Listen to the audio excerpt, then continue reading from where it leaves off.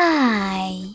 In front of me is Nokia C12 and today I would like to show you how you can add photos to text message.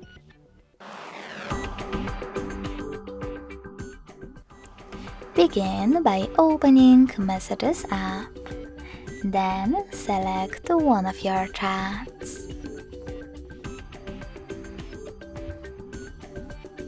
When you're ready, tap on this plus icon at the bottom left corner.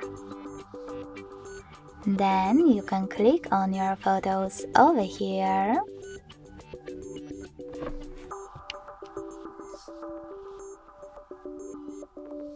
Or tap on this picture icon on the left. Now select them from here. Then click on Add at the top right corner. So when I do that, as you can see, all of my photos were successfully added. Thanks so much for watching. If you enjoyed this video, smash that like button, comment and subscribe. Bye!